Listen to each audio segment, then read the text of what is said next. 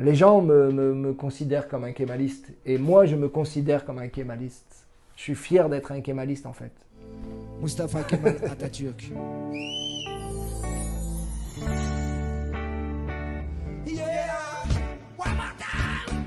Personne ne peut savoir à l'avance tout le monde. Personne que nous réserve à nous tous l'existence. Personne ne peut savoir ce qu'un homme a pu faire. Kemal Atatürk peut défaire. N'enterrez jamais vivant les révolutionnaires. Je suis Loulou des Dollars, Loulou. Mon métier, c'est écrire des histoires, écrire des chansons. Et je suis aussi un admirateur de Kemal Atatürk. Et je me considère comme un kémaliste. Je pense que j'ai toujours été kémaliste, même quand je l'ignorais. Ma philosophie était toujours animée des concepts du kémalisme. Je pense que c'est comme une chose qui est en toi et qui s'éveille au fur et à mesure en grandissant. Je pense que les Français ne connaissent pas suffisamment Kemal. Mais je pense que quand les gens découvrent les fondements du kémalisme, il n'y a personne en conscience et en connaissance qui puisse attaquer Kemal.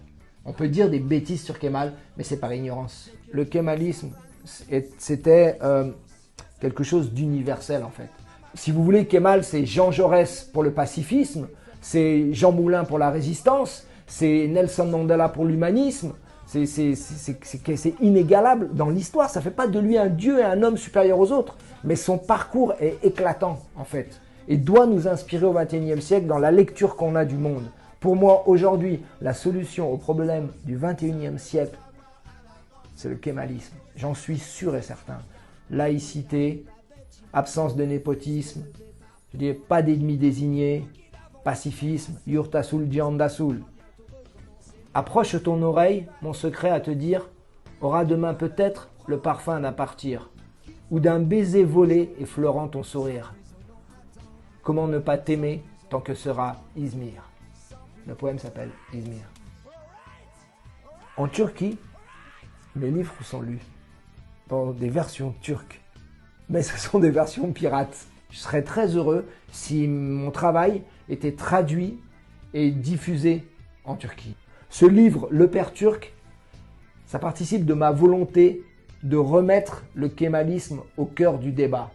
J'ai voulu, à travers le regard d'un petit garçon, aujourd'hui, à qui on raconte l'histoire de Kemal, remettre Atatürk, le kémalisme, au cœur des problématiques actuelles. Je pense que les Turcs ont tous, au fond, dans leur cœur, un amour.